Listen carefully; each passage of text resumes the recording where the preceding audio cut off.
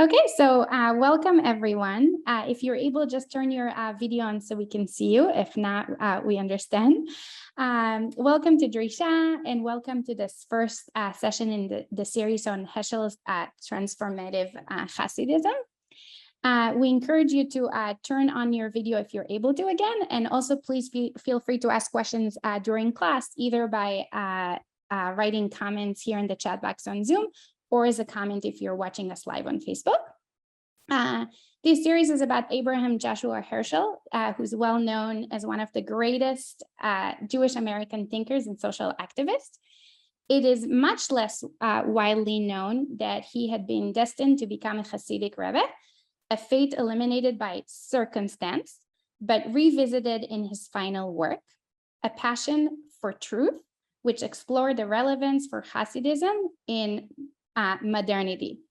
In this online class, we will read passages from this work in order to understand Heschel's interpretation of Hasidism as the source of his own philosophy and activism. It is my pleasure to introduce our teacher today, Dr. Dror Bondi.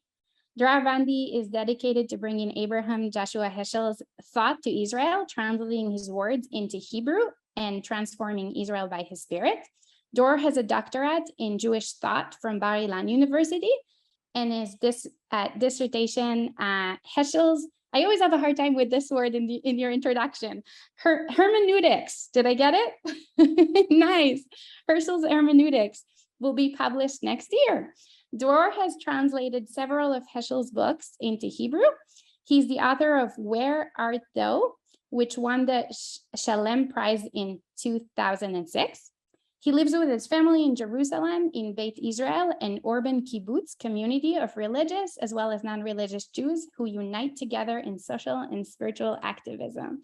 And with that, I'll turn this to you, Dror. Thank you, Avi. At least you have an American accent, while I have to try to speak English in my Israeli accent. You had problem only with one word, while I have to I have to try to explain myself with my poor accent. Welcome everybody. We are starting today. Oh, hi Noah. We are starting today a series of 3 classes about Heschel's Hasidism, and I believe everyone heard about Heschel. Everybody knows his famous iconic photo with Martin Luther King, but I want to start as an introduction to speak about how Heschel understood his social activism as a Hasidic act. Let's start from the first source. Let me share with you the sources, just a moment. And I will be grateful if someone wants to read the sources with your perfect accent instead of my Israeli accent. Does someone want to read? Oh, David, please, I will be grateful. The first source. Thank you. I thought. Heschel's memoir. Okay, I thought of my having walked with Hasidic rabbis on various occasions. I felt a sense of the holy in what I was doing. Dr. King expressed several times to me his appreciation. He said, I cannot tell you how much your presence means to us. You cannot imagine how often Reverend Vivian and I speak about you with sadness. My father adds, I felt again what I have been thinking about for years. The Jewish religious institutions have again missed a great opportunity, namely to interpret a civil rights movement in terms of Judaism. Thank you. Thank you. This is memoir of Heschel, which quoted by his daughter. in which he wrote about his famous march with Dr. King in Selma, and how he felt in this occasion as walking with Hasidic rabbis. Yes, when he marched with Dr. King, he suddenly felt as if Dr. King is a Hasidic rebbe. What a unique feeling. And with sadness, as his daughter said, Heschel added, what a missing, what a missing of opportunity, okay, made the Jewish world, the Jewish religious institutions, when they didn't understand that the civil rights movement is a Jewish act, is a Hasidic act. They missed the opportunity to suggest interpretation of civil rights movement as a Hasidic walking. And let's read the next source, which add another perspective on this relationship between King and Heschel. This is from the introduction of his daughter to her collection of her father's articles, in which she quoted her father saying about King and King's saying about her father in the 60th birthday of Heschel. Does someone want to read the second source of Susanna Heschel? Anyone? Please save us from my accent. I can do it again if it's just to save time. I don't mind. Thank you. All right. So in his introduction of King to his audience, Heschel asked, where in America today do we hear a voice like the voice of the prophets of Israel? Martin Luther King is a sign that God has not forsaken the United States of America. God has sent him to us. His presence is the hope of America. His mission is sacred, his leadership of supreme importance to every one of us. In his address, King stated that Heschel is indeed truly a great prophet. He went on, here and there we find those who refuse to remain silent behind the safe security of stained glass windows, and they are forever seeking to make the great ethical insights of our Judeo-Christian heritage relevant in this day and in this age. I feel that Rabbi Heschel is one of the persons who is relevant to all times, always standing with prophetic insights to guide us through these difficult days. Thank you. Thank you. Here, both King and Heschel spoke about each other as prophets, not as a Hasidic rabbis, but as prophets. But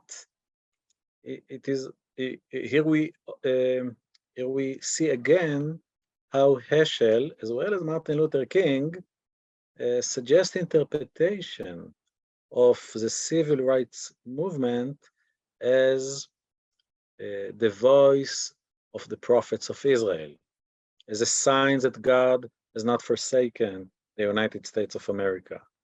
As King spoke about Heschel as a prophet. Yes, King and Heschel understood that the civil rights movement stems from a deep religious understanding, experience, and not though they came from a very different religious religion traditions, they both of them understood that God is not a religious person, that God is not a halachic person, that God is not a Christian. They both understood that there is a pathos of God to every human being much more deeper than the religious tradition, the religious institutions, the religion behavior. Yes, that God is a source for solidarity, for equality between all human beings. And here they spoke about it as the way of the prophets of Israel, but for Heschel, as we see in the previous source, this understanding is first and foremost a Hasidic understanding. Yes, as you know, I don't know if you know that this very sentence of Heschel, Martin Luther King, is a sign that God is not forsaken the United States of America, is a very tragical sentence, because Heschel said it only 10 days before the murder of Martin Luther King. This is the risk with God's signs. You can see them, you can feel them, but then after 10 days, they might disappear. And I believe that for Heschel, it was not only, you know, a personal shock, but also a religious crisis. If Martin Luther King is a sign that God is not forsaken the United States of America, what is the religious meaning of the murder of Martin Luther King? What's happened? What kind of America? Suddenly Heschel felt the crisis of Vietnam much more deeper. You know, just 1 year before the murder, Heschel succeeded to convince Martin Luther King to speak against the war in Vietnam. It was exactly 1 year before the murder, King's first speech against Vietnam, and Heschel sit next to King when King spoke against the war in Vietnam in a church in New York. And exactly 1 year later, he was killed. And I believe that for Heschel, it was a very harsh moment in his life, in his faith, and it was not surprise when 3 months later, after the murder, Heschel got a heart attack. It was in the middle of a flight from Milwaukee to New York. Heschel participated in a conference, Christian conference, about prayer, in which Heschel explains the Jewish understanding of prayer to the Christian audience. And in the flight back, in the middle of the flight, he got a heart attack, and the airplane had to get immediately to the closed airport, and Heschel was survived. Yes, Heschel survived in a miracle, and spent maybe half a year in hospital until he recovered from this heart attack. And one of his first saying after his recovering, after a month in the hospital, after the first months in the hospital, Heschel said to a friend, "I have to write a book about the Kotzker Rebbe." Though he was in the middle of writing the third part of Heavenly Torah, he put it aside and started to write a new book, in fact, two books, one in Yiddish and one in English, about the Kotzker Rebbe, about Hasidut. And he succeeded to submit it to the publisher only 3 weeks before he died from another heart attack, 2.5 years after he get out from the hospital.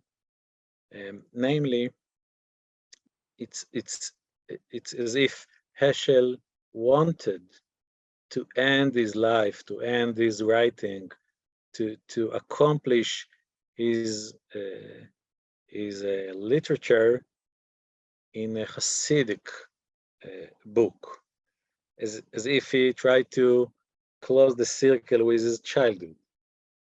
As you know, Heschel was destined to be a Hasidic rabbi. He was destined to be a Hasidic rabbi before he was born. It is because his father was a Hasidic rabbi, and also his grandfather, and also his grandfather, and also his grandfather. In fact, he was the 7th generation of the great Maggid, the most important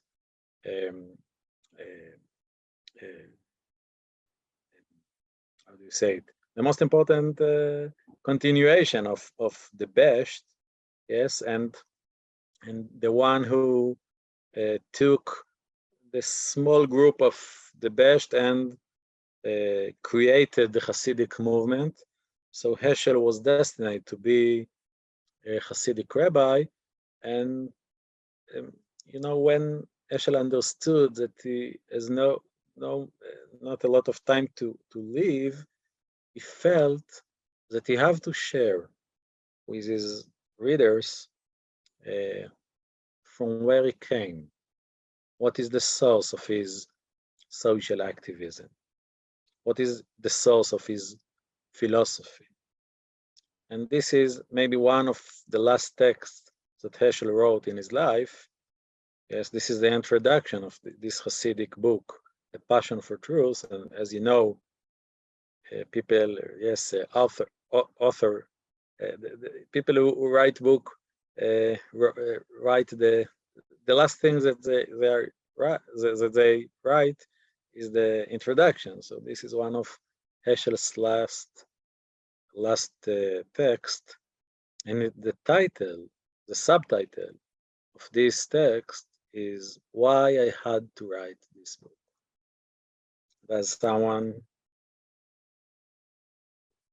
want to read this part of this opening of his introduction to A Passion for Truth? Okay. Anyone? Thank you. I was born in Warsaw, Poland, but my cradle stood in Mezhbish, a small town in the province of Podolia, Ukraine, where Baal Shem Tov, the founder of the Hasidic movement, lived during the last 20 years of his life. That is where my father came from, and he continued to regard it as his home. I was named after my grandfather, Joshua Heschel, the Abder Rav, and last great rebbe of Mezhbish. He was marvelous in all his ways, and it was as if the Baal Shem Tov had come to life in him. The Abder Rav claimed that his soul had lived in several incarnations, and for his descendants, it was as if he had never died. Enchanted by a wealth of traditions and tales, I felt truly at home in Mezhbish. It was my 9th year that the presence of Reb Menachem Mendel of Kutz, known as the Kotzker, entered my life. Since then, he has remained a steady companion and a haunting challenge. Years later, I realized that in being guided by both the Baal Shem Tov and the Kotzker, I had allowed two forces to carry on a struggle within me. In a very strange way, I found my soul at home with the Baal Shem, but driven by the Kotzker Was it good to live with one's heart torn between joy of Mezhbish and the anxiety of Katsk? To live both in awe and consternation, in fervor and horror, with my conscience on mercy and my eyes on Auschwitz, wavering between exaltation and dismay. Was this a life a man would choose to live? I had no choice. My heart was in Mezhbish, my mind in Katsk. Thank you so much.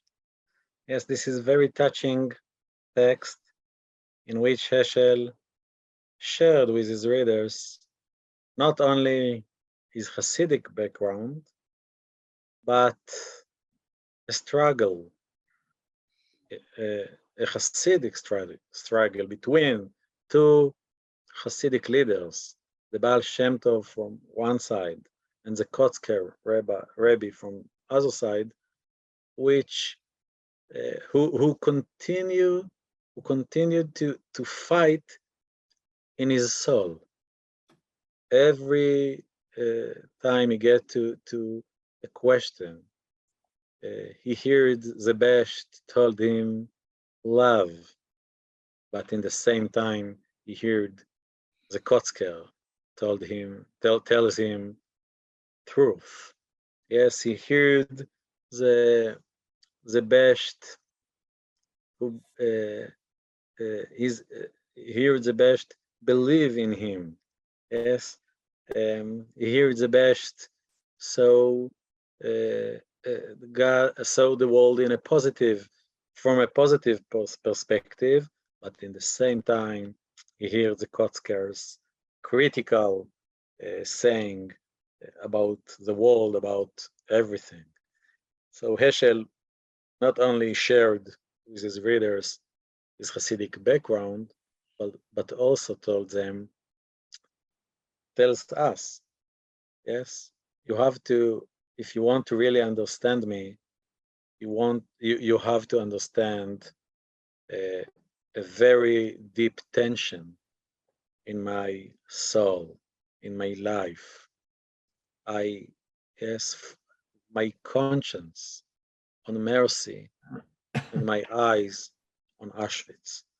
Yes, the conscience is on mercy came from the best, who tried to see the mercy everywhere, to love everyone, to love everything, but in the same time, the Kotzker who died in 1859, very a lot of years before the Holocaust, but he taught Heschel to see how to see Auschwitz in the world, to understand not only the exaltation, but also the dismay.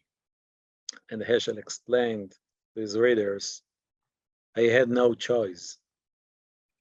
My soul is in a war between my heart, who came from Mezhbish, and my mind, who came from Kotsk. Yes, I don't know if you read a lot of Heschel, and if you can see his writings as such a struggle. If you see in his writings the tension between his deep love to the world, to the human being, to the human race, and in the same time his critical saying about Vietnam, about racism. Yeah, so Heschel here open his soul, open his heart to us, and he told us, please be careful when you read me to see when I was affected by the best and when my words came from the Kotzker. Yes, and this is a very interesting and touching saying of a writer to explain to his readers, please understand me.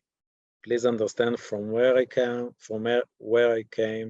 and what is the Hasidic complicated soul of me. Yes, and but the question is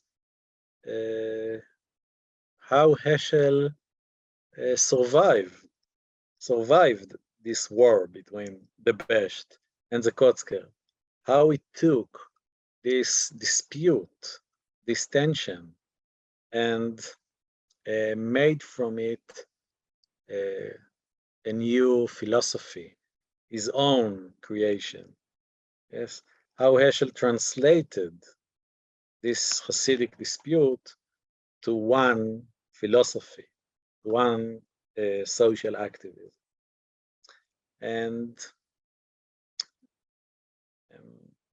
let's read another paragraph from Passion for Truth, in which Heschel say more sayings about what is the deep difference between the Baal Shem and the Kotzker, and then we will try to think how he brought them together. Does someone want to read the next paragraph?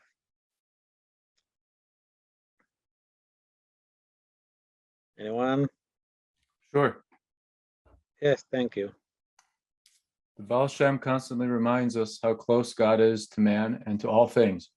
Reb Mendel perennially recalls how alienated, how estranged man is from truth, from God. The Baal Shem discloses the presence of God, the creator of the universe, within the world. He brings heaven nearer to man. But for what purpose, says Reb Mendel, since man's corruption spurns the divine? The Baal Shem taught that God was everywhere. Reb Mendel, however, felt that there was an essential disparity between the divine and the mundane, that the human often operated in defiance of the divine. When asked where God dwelt, the Baal Shem answered, everywhere. The Kotzker, where he is allowed to enter. Thank you. So this is a deep dispute which stems from a very different religious experiences. Yes, the Baal Shem Tov is like someone with pink glasses, you know, such people that when they look at you, you start to smile.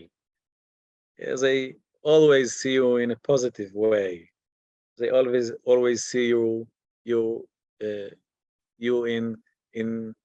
a way that you didn't believe, that you see yourself in such a way. Yes, and the best was such a person, but with God. Yes, he has God glasses. When the best looked at the people, they suddenly understood.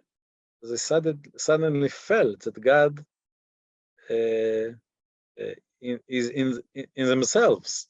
When the best looked at trees, when the best looked at flowers, when the best looked at Gentiles, when the best looked in sins, he saw God everywhere, and all the world was full with God's glory.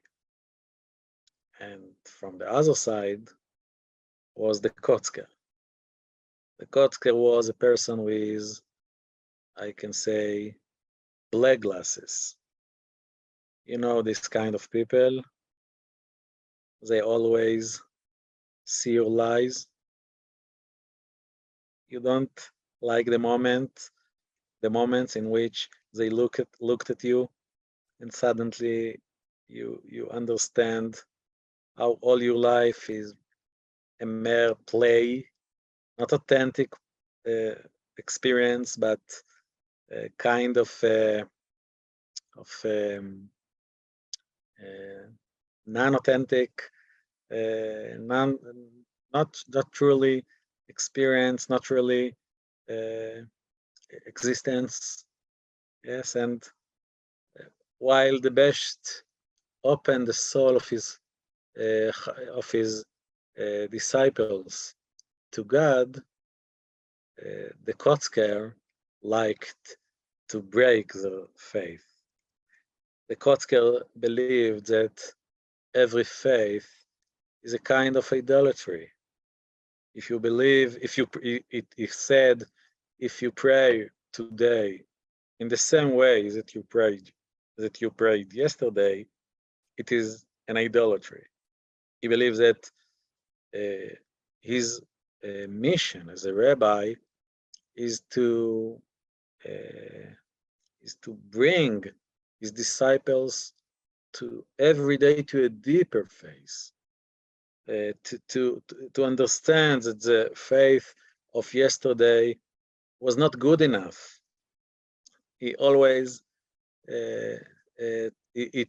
he taught his disciples to develop self critic. How do you say it? To look inside and to see and to call yourself, to transcend yourself, to go to a deeper place, to a higher connection with God. The best came from heaven to earth. He brought God to here. But the Kotzker worship was in the opposite way. He tried to jump to the heaven, to lift the human existence and to jump to the heaven only in order to fall again to the earth, when you understand that God is much more higher than the human understanding can reach. So this is not only a fight between two different Hasidic rabbis, but it is a kind of fight between God and man. Yes, between God and the human being. Yes, God, Heschel, the best brought for Heschel, the best brought him God, while the Kotzker brought him his own humanistic existence, understanding. So this is a very harsh dispute. Yes, what is the way of the religious work of our worship? Should we wait that God will come to us, or should we work to open our hearts to God? Yes, this is a I don't know if I can say that this is two sides of Judaism or Hasidism, because this is a very different kind of Judaism, of Hasidism. Yes, and Heschel had to share with us this sharp dispute in his soul. He always, Heschel, he always spoke in the name of God against racism, against the war in Vietnam.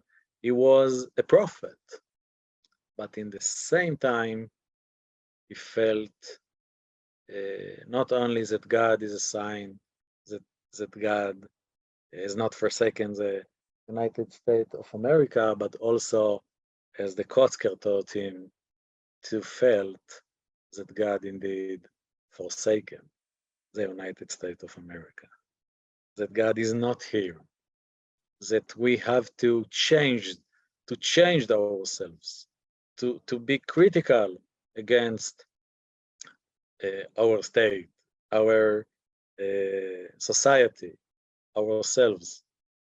So maybe the murder of Martin Luther King brought Heschel back to the fight in his soul, to his childhood when he was 9 years old. Yes, and suddenly he felt the Kotzker much more relevant than the best. Yes, when he said Martin Luther King is a sign that God is not forsaken the United States of America, he spoke like the best. But after the murder, he felt that he had to read a very different kind of a book to bring the critical perspective of the Kotzker, to be harsh with the American society, with the Jewish community. Yes, so there is two kinds of Heschel. Yes, there is years in which he let the best lead him, and there were years in which he let the Kotzker led him. But the question is, maybe there is the two Heschels. Maybe there are people who liked one kind of his writings, and there are people who liked much more his another kind and is very different kind of writings. Maybe there is this is not one philosophy, but there are years in which Heschel wrote one philosophy and years in which he wrote a very different kind of a philosophy.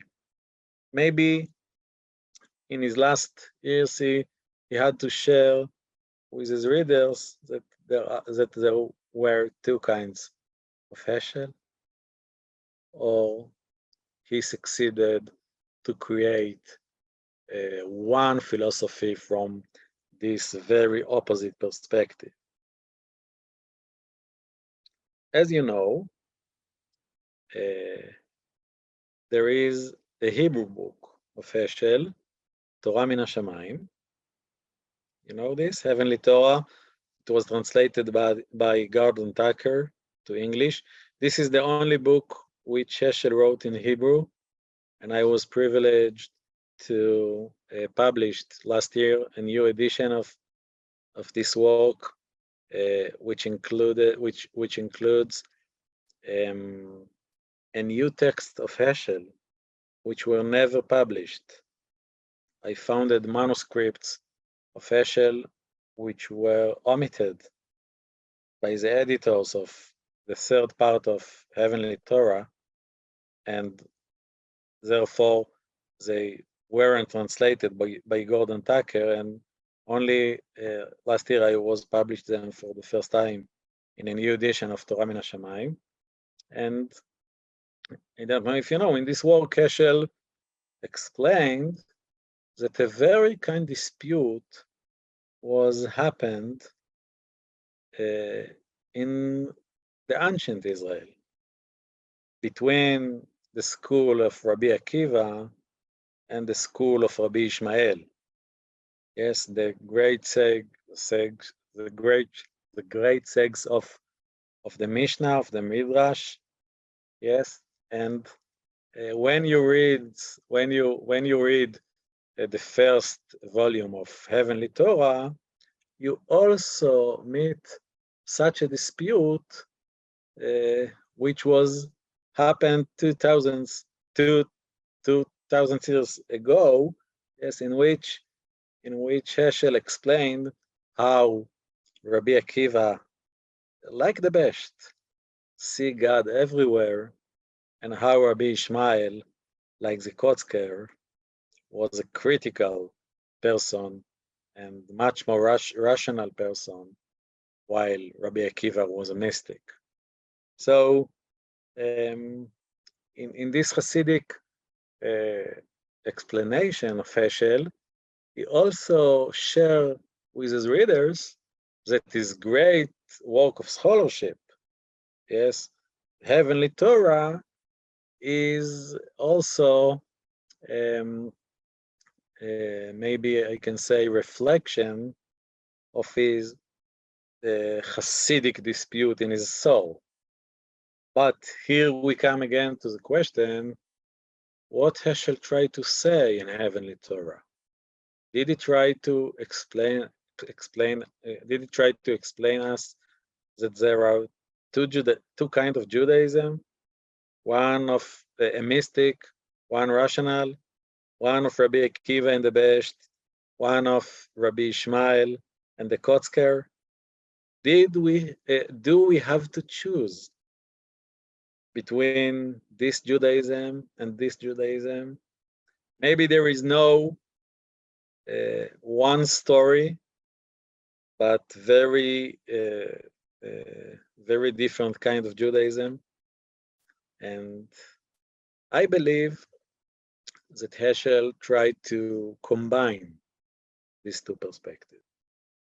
I believe that he had one soul, very complicated one, but one in which he tried to bring together these two perspectives.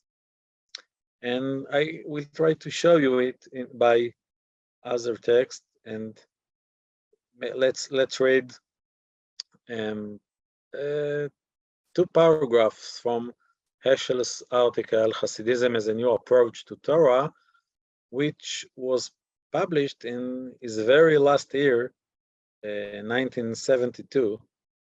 I don't know if you know that in January, in December or January, we will celebrate as Hasidic, as the Hasidim would say, we will celebrate the 50th Heschel's Yortzeit in the next months.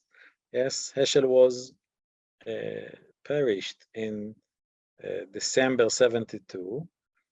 And do you know a place in America which started to arrange the Yortzeit, the very important Yortzeit of Heschel in the next December? In December. Ask your rabbis how our community will celebrate this very important Yortzeit. But anyway, let's read these two paragraphs from this is one of his last articles, Hasidism is a New Approach to Torah. Maybe one of the women in the audience wants to read the next paragraphs. Only men will read our paragraphs as you want. Does someone want to read? Anyone?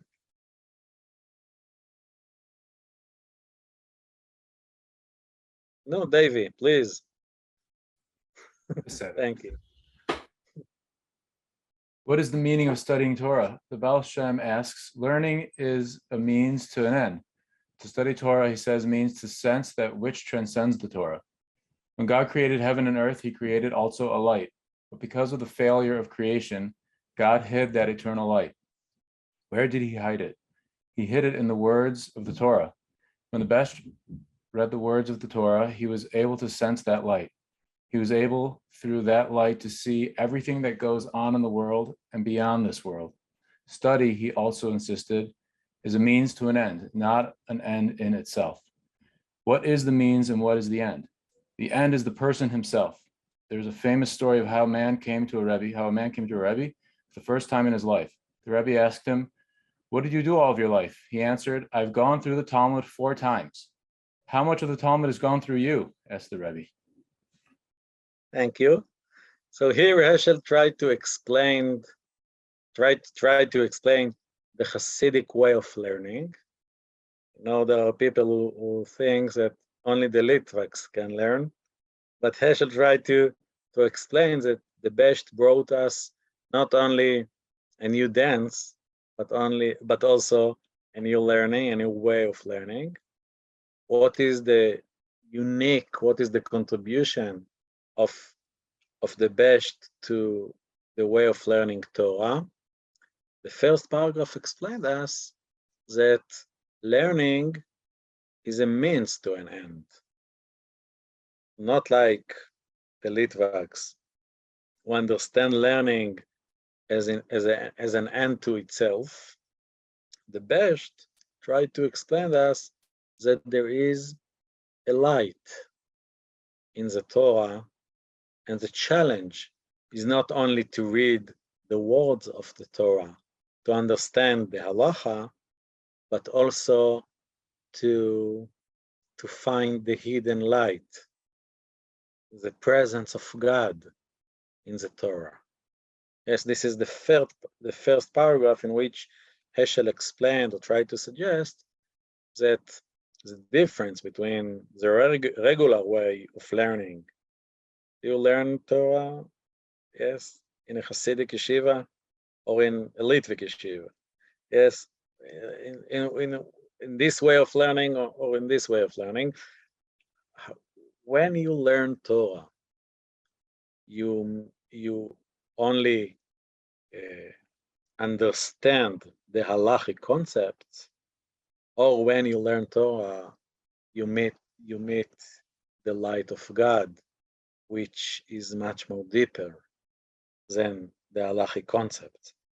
So this is the contribution of the Best to the learning of the Torah. But then came the second paragraph, in which Heschel suggested another kind of end to the learning of the Torah. Now, suddenly he said that the end is not to sense the light, but the end is the person himself. It's another kind of saying to say that the end of learning Torah is to meet the light of God, which was hidden in the text, than to say that the end is the person himself. Yes, and then Heschel continued and told us a very nice Hasidic story, or maybe sharp, about someone who came to the rebbe, and the rebbe, yes, it was maybe a Litvak, who tried to say, "Oh, I studied the Talmud 4 times. I gone through the Talmud 4 times," but then the Hasidic rebbe told him that the challenge was that the Talmud will go through him. Yes, and here the how do you say it? Here the second paragraph, instead of speaking about God, speaking about the human being, the personal, the subjective aspect of learning Torah. Yes, there is a tension between these two paragraphs. And if you will open Passion for Truth, you will understand why there is a tension between these two paragraphs. Does someone want to read the last source? Maybe I will read it. There is a story about a learned man who came to see the Kotzker. No longer young, he was close to 30. The visitor had never before been to a rebbe. "What have you done all your life?" the master asked him. "I have gone through the whole Talmud 3 times, answered the guest. "Yes," said the Kotzker, "but how much the Talmud has gone through you?" Yes, Mendel inquired. So suddenly we understand, though it is not the same version of the story. Here it's 4 times, here it's 3 times, but we suddenly understand that the second paragraph of the previous source is about the Kotzker. And suddenly we understand what is the reason for the tension between the first paragraph, who brought us the way of learning of the Best, and the second paragraph the way of learning of the Kotzker. Here, yes, Heschel didn't say it was the Kotzker, and if you read it, and if you didn't read it slowly, you might miss the tension between the first paragraph and the second. Yes, but why Heschel?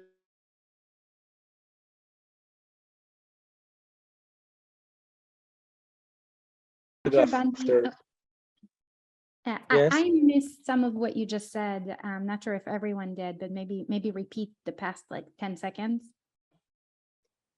thank you. What was my last words? I was hearing you say you might have missed the tension. Yes, you might have missed the tension between the first paragraph and the second, but why Heschel did it? Why he brought one paragraph after another paragraph with such a tension, and he didn't say it. He didn't shed light about the tension between the first paragraph and the second. Maybe because he tried to explain us that indeed you need the Hasidic way of learning is to meet in the same time the light of God, which is much deeper than the text, and the person himself. The secret of Hasidism is the dialogical connection between God and human being. This is the source, this is the secret of Heschel's own philosophy. God in search of man. Yes, Heschel is a dialogical philosopher which believe in the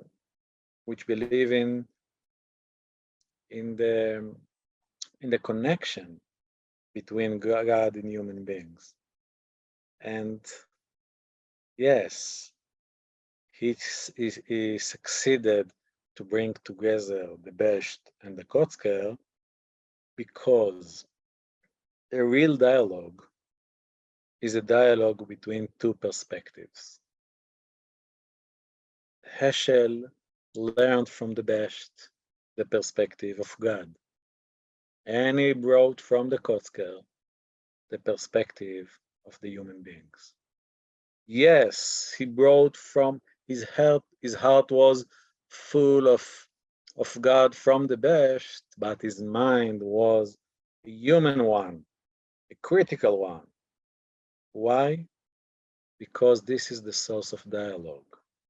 This is the source of true dialogue, of authentic dialogue. You don't unite yourself with the other. There is a gap between a few, and the challenge is to transcend yourself to the other. How can you transcend yourself to the other? Because in the same time, the other is transcends himself to you. God transcends himself. He loves us. This is the Torah of the Besht. He brought himself to here, to the human experience. And the Kotzker taught Heschel how us, the human beings, should transcend ourselves by critical perspective and to improve ourselves every day. So for Heschel, this is what he took from this Hasidic dispute. The challenge is to transcend yourself, but the secrets of self-transcendence is a dialogue, is to hear God's call, to hear God calls you, and in the same time bring yourselves. The end is the person himself. The source is the hidden light of God. This is the holistic philosophy of Heschel. This is the secret of his religious social activism. In the same time, he feel the light of God and he bring himself to the human beings. He saw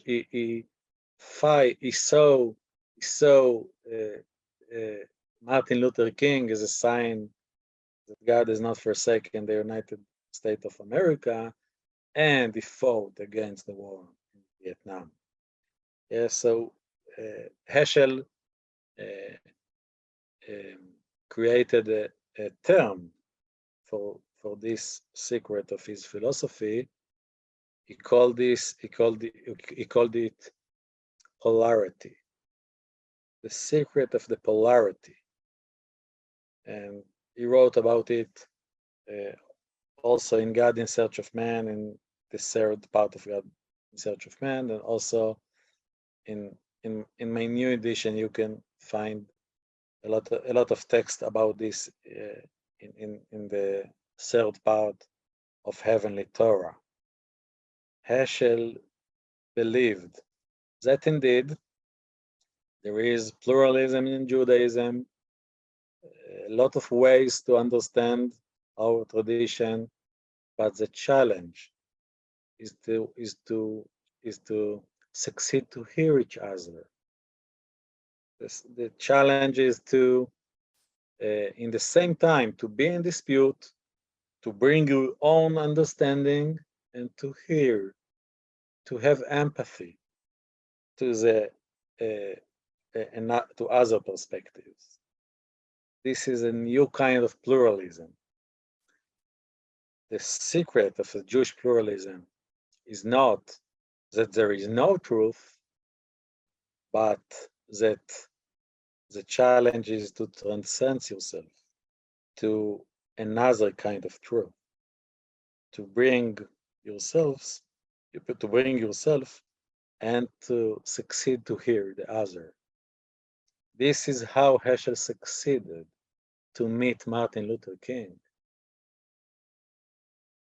This is why Heschel understood that the Christian priest, Afro-American Christian priest, and a Jewish rabbi believe in the same God. Yes, when we succeeded to transcend ourselves to a dialogue with the other, we in the same time succeed to be in a dialogue with the one God. Yes, and this is a very interesting translation of Hasidism, of a Hasidic dispute, to a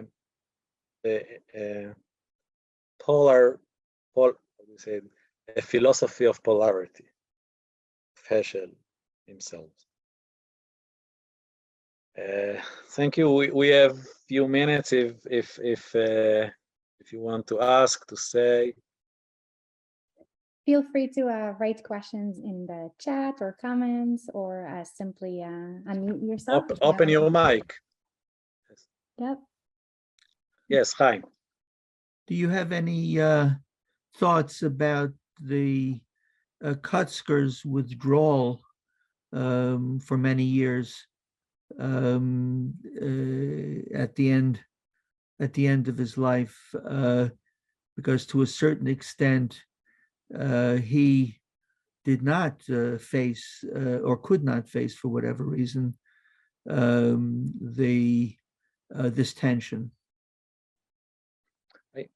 I believe that both perspectives were there all the time, and the perfect example is Heavenly Torah, in which Heschel brought in the same time Rabbi Akiva and Rabbi Ishmael, but also in the Prophets, his book about the Bible. If you read carefully how we explained Hosea and how he explained Amos, you will see there the Besht and the Kotzker. Hosea is a kind of a Besht, and Amos is a kind of the Kotzker. So it was there all the time, but Heschel didn't explained it to his readers. He didn't explain the dispute, and he almost didn't explain the united polarity. Only in his last sayings, in his last work, he had to share with his readers to explain them the secret of his philosophy and social activism.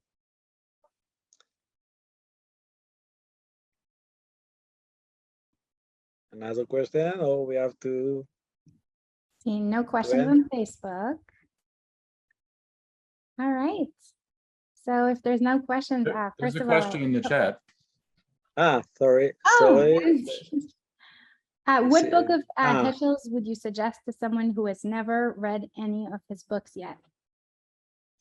I would start from a collection of his articles. There are two collections of his sayings. One which was published a few years ago by his daughter, Essential Writings of Heschel. This is, look for it in Google, Essential Writings of Heschel by Susanna Heschel. This is the best book to start, but this is the edited sayings of him. But if you want to read his own collection of articles, which he prepared by himself, I would start from The Insecurity of Freedom, in which you can read his speech next to Martin Luther King about religion and race, and as well as other very important articles in which he stands in the White House next to Kennedy and speak about to grow in wisdom. Yes, it's a collection which he made by himself, but by his great speeches. So it's a good point to start because he spoke to a wide audience. So it's easily reading. This is my suggestion. Okay, any additional questions or comments today? We'll take one more look at the chat on Facebook as well. Okay, so first of all, thank you, Dr. Bondi. Always a great opportunity to be able to study with you. And thank you to everyone who joined us today on Zoom and also live on Facebook. Just a few announcements before we say goodbye. One of them is that our middle school Girls Talmud program begins tonight at 7 p.m. Eastern. There are still a couple of seats available. So if you know a young Talmidah who might be interested, please pass the word and connect her with us. Tomorrow, 1 p.m., there is a class with Rabbi Ziering on how social media interacts with the major redemptive mitzvot of the holiday season, Teshuvah, Tefillah, and Tzedakah. Tomorrow at 8 p.m. Eastern, a class with Rabbi Silber exploring the readings of Rosh Hashanah and Yom Kippur. And then one last announcement is that we have over a dozen classes scheduled for the Elul Zman in addition to this one. So if you want to attend more classes or learn more information, you can register at elul.drisha.org. Thank you so much again, Dr. Bondi. And again, thank you to everyone. Thank you, Evie. Yeah, thank you, Evie. And thank you, Noah. Yay, I'm sure Noah is giving us a smiley thanks. And yeah, always lovely to see everyone here with us at Drisha. Have a wonderful night. Bye-bye.